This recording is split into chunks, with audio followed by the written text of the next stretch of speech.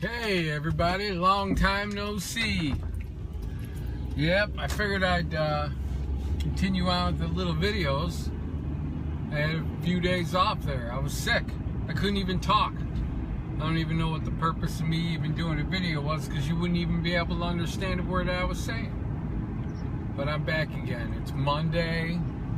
It is an absolutely glorious day outside. And I got me a coffee. Got some gas, and we are going to go down the path of a famous rock star known as Douglas, aka Dougie, aka Mikey, aka Mile Crocodile. Yeah, whatever. Anyways, I think I left off in the last video where we were backstage, right? I was talking about the little backstage dressing rooms that we got. They're little cabana type of things. They're actually like little huts. They're all connected together, and the little all-you-can-eat buffet there in the tent, in the little food mess hall. And then, to continue on, so now we got sound checks. So now we go up on stage, and, you know, all your stuff's up there. You got to go through your motions. You're plugging it all in. You're getting everything ready. You know, finding your little area on stage. You know, you're making sure that, you know, you got your room that you need. You know, you're spaced out good. Which is always a battle, because I happen to be next to the bass player Joe, who sang also, who really liked to take up a good chunk of the stage, being that he thought he was the lead singer sometimes. Ha ha ha ha. That's a cheap little poke, but I'm being silly here, right? So you get your little area and you go through the motions. Now everybody's kind of, you know, tuning up. And, you know, you got the guy out in the middle of the tent and he's talking to you, and you got that sound guy who's doing the sound that you all hear. But then you got a guy off to the side of the stage, and he is the on-stage sound engineer. And his job is to mix and make sure everything that we hear on stage sounds good.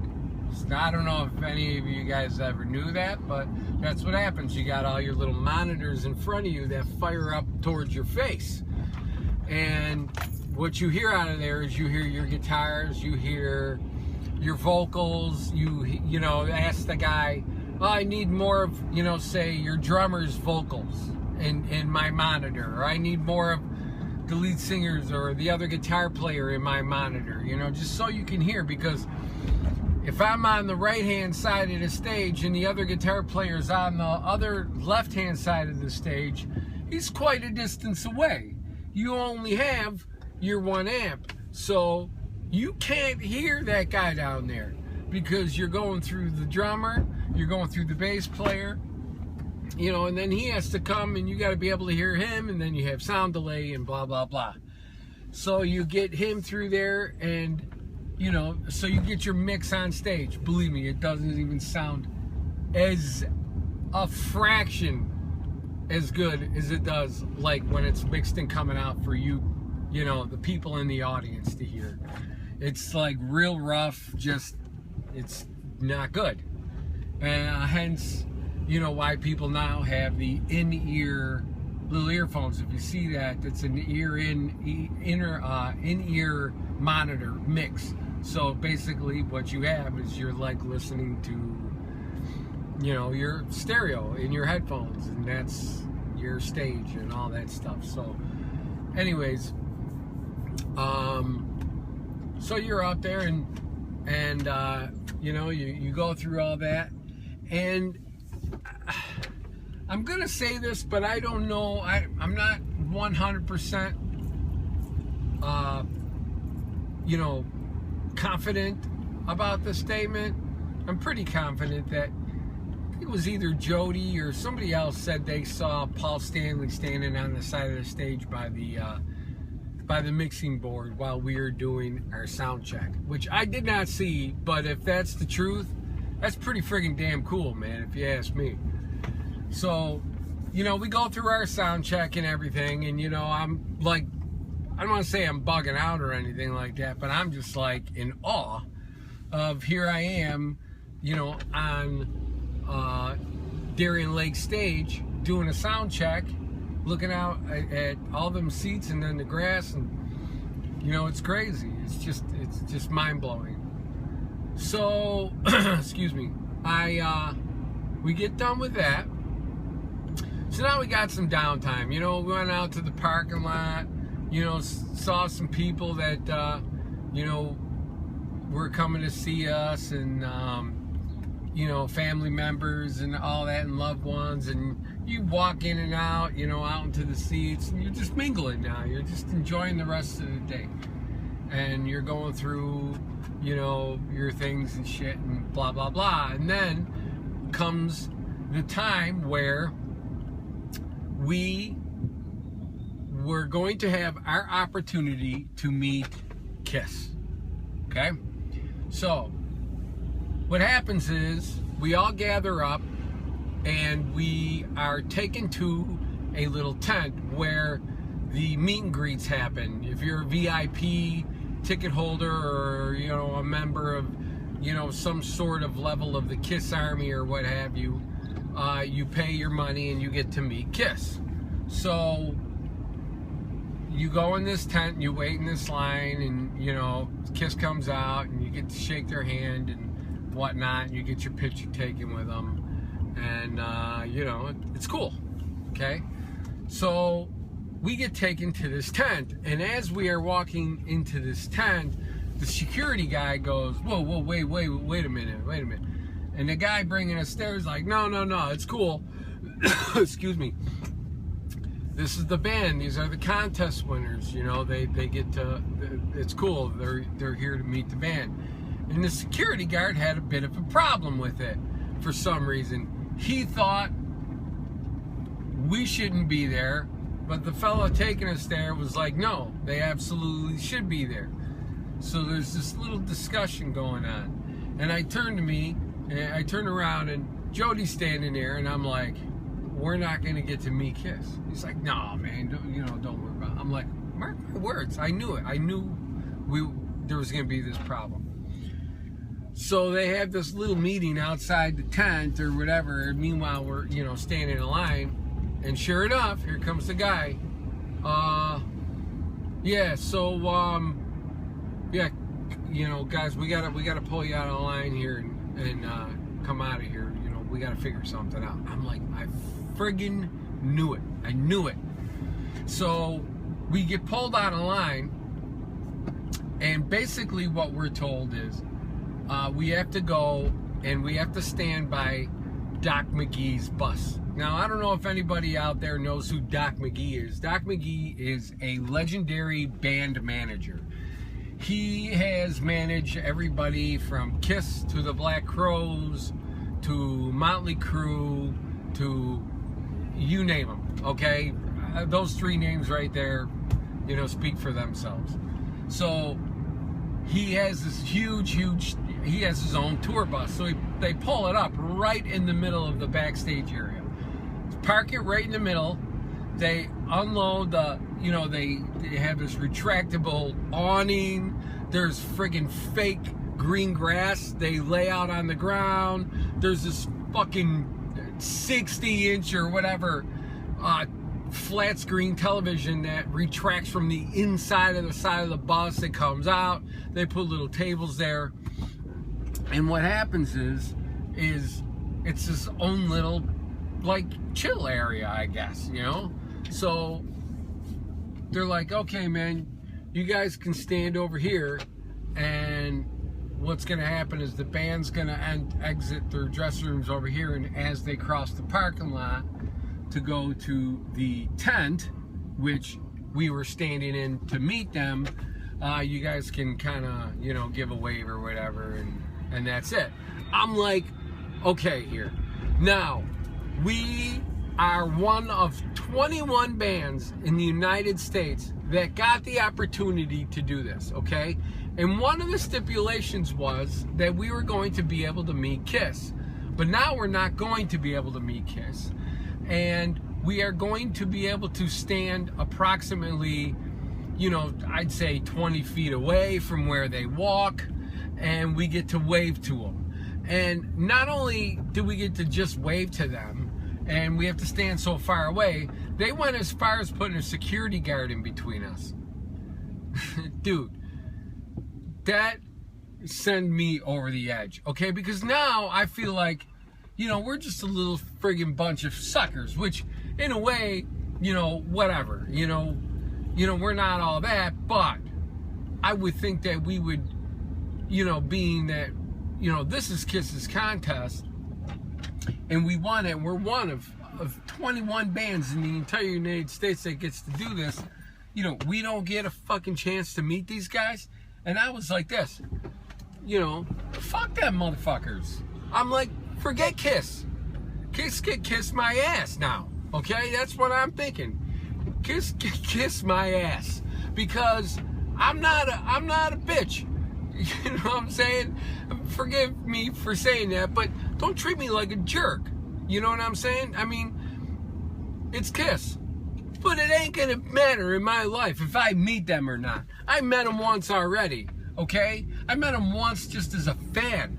But what is it now, because I didn't pay my VIP price, that now I can't meet them? You know, screw that. I don't need to meet Kiss. You know what I'm saying? So I'm like, forget it. I don't need to be. And I'm vocal. I'm mad. I'm upset. I'm extremely mad. And not only that, but you know, there was a situation where we were told, you know, we had asked if, you know, I could bring my daughter back there and stuff, and they can meet him, and yeah, no problem, and blah, blah, blah, blah, blah. And they could be backstage and stuff like that. And it never happened. Although I should have just went and done it anyways, because the other guitar player, Mike, he was like, screw it. He just went and got his son and walked back there with him. They didn't stop him, and which is, you know, my bad. I mean, I should have just done that. But, you know, now you got this little dude there who's, you know, this little dude meets Kiss. It's the biggest thing ever, okay? And now he's not going to be able to meet him for what, okay? So now what happens is we're over there, standing there, and here comes Kiss. They come walking out, and they're larger than life. Now, when I met Kiss the first time, Kiss didn't have makeup on. They didn't have their makeup on. It was the non-makeup years. I think it was the Revenge tour we met them on. So it's going to be different now that they do have makeup. Okay? So here they come, and they're larger than life, man. I mean, they really are, and it's unbelievable. You know, I know Peter Criss is Eric Singer and Tommy Thayer's Ace Frehley, but that's really friggin' Gene Simmons, and that's really Paul Stanley, okay? Those are them, the originals, and there they are. And I'm like, I have to admit, after all that anger and shit, I was still like, God damn, there they are, you know what I mean? I was like, Jesus. So we're standing there, and I'm like, whatever, and Doc McGee comes walking over, and he stops him.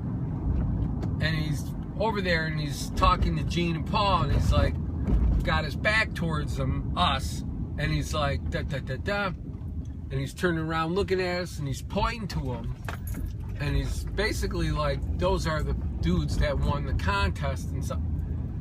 And what happens? They make a beeline and walk right over to us. Walk right over to us. Fist bump us. Shake the hands, they say hi, you know, they give Mike's little son, Andrew, all the attention in the world. They're like really cool. It was awesome. It was so cool. It really was.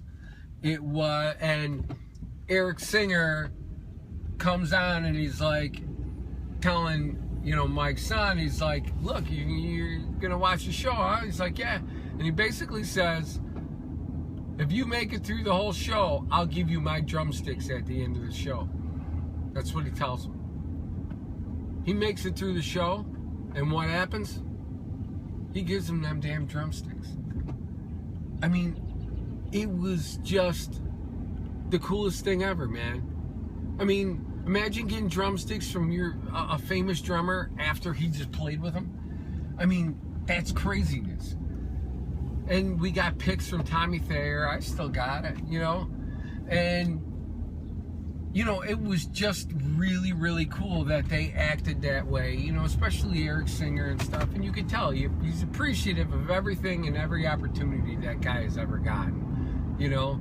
Because Eric Singer was a drummer before that, you know, he was in Badlands and stuff and, you know, whatever else. But, you know, now he's the drummer for Kiss, and he's been in Kiss longer than Peter Criss or, you know, Eric Carr, anybody, you know. He's the longest reigning drummer. So, you know, we get to meet him, and then, you know, that's great. Everything kind of worked out. Now it's showtime. Now it's the time for us to get up on the stage, and we head up on that stage, okay?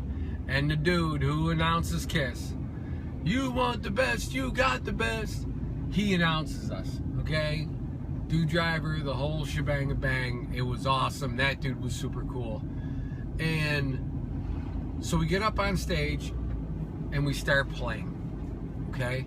Oh, I forget to tell you that before we're on stage, we go on stage. You know, we're backstage, and backstage it goes the entire length of the stage, okay? And it's this like kind of like little walk area. And now you're walking around back there, and now you got to take your places. So I go all the way to the far end of the stage. Now, if you're looking at Darien Lake stage, it's going to be to your left, okay?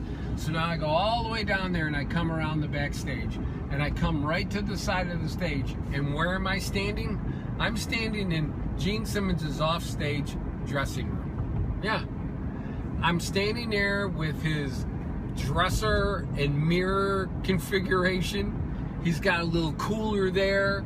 His cooler says Gene's cooler on it, and it has a list. It says, you know, 4 orange juices, 7 Diet Cokes, 3 waters, you know, acai and grapefruit, you know, whatever. I mean, and I open it up to inspect to see if, oh, is it really in there? Yeah, and this stuff was in there. And I'm opening up the drawers, you know, and I'm like, oh, look, there's his hairbrush, and he's got picks all in there, and he's got, you know, all this stuff, and I'm nosy neighbor, you know what I mean? I'm in there. I'm looking at it. When am I ever going to get the chance to see that again? Never.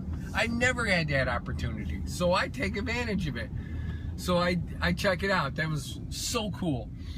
So then we get out there and we're playing, and we start to play, and it sounds like nothing ever. It's loud. It's crazy. It's just different sound than I've ever experienced as far as like playing live.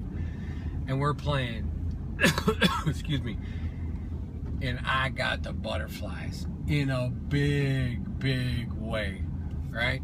So I'm like bugging out now. I'm losing it a little. I'm actually losing it a little. I haven't experienced that in quite some years, and it's maybe only happened to me once, maybe twice before, and I'm losing it, and it's getting a little worse. I'm getting a little bit anxiety, messed up by anxiety or whatever, and I'm like, this isn't cool, and it's affecting my playing. At least I think it is, you know. And I'm a little upset at myself and the situation, because I don't want it to be like that. And I turn around and I face my amps. Now my back is facing towards the crowd, and I literally go, come on, motherfucker, snap out of it. What the fuck? You're playing with kids. I'm screaming this loud, okay? I'm verbalizing this in a high amount of volume, and I'm basically just telling myself, quit being a little fucking jerk and suck it up and enjoy this, man. You've done this before. Sure, there's a lot of people here, but don't fucking be a little wussy about this. You know what I mean? And I scream at myself and I work myself out of it, and for the rest of the show, I'm like, I was good. You know, I'm kind of walking and, you know, using my area as far as, you know, I can, and, you know, I'm stretching my legs a little bit, or spreading my wings, as you might say. And I enjoyed it, and it sounded great. We had a really good response as far as the crowd went. You know, after the show, we walked out into the crowd, you know, to meet our family and friends and stuff. And, you know, I got stopped a bunch of times by just people in the crowd. You know, just, man, oh my God, man, that was awesome. You guys were great. You know, and it was just, it was unbelievable. It really was. It was that thing. And then, you know, and then we got tickets to the show. Obviously, they gave us tickets, and, you know, we had some very, very, very good tickets. We were in kind of center stages, in front of the sound booth, you know, a few rows in front of where the sound booth is. There's a little platform up on the pole where Paul Stanley jumps on his little you know, grappling hook. He swings across the stage, across the crowd above your head, and, you know, stands out there, plays a couple songs, and then, you know, he goes back, you know, and it was like almost over our head, you know. It was really cool, you know, and it was a beautiful, beautiful time. And, you know, there's obviously a lot of highs and then one low, but, you know, I guess maybe it just all added to the whole experience, you know, and maybe I wouldn't enjoy it as much as if I didn't get so pissed off in the middle, you know, silly as it may sound, but you never know. But, you know, after the show, you know, you leave, you know, it's just unbelievable. And, you know, at night you get home and you know, put your jammies on and you lay down in bed and you're ready to fall asleep, and here you are.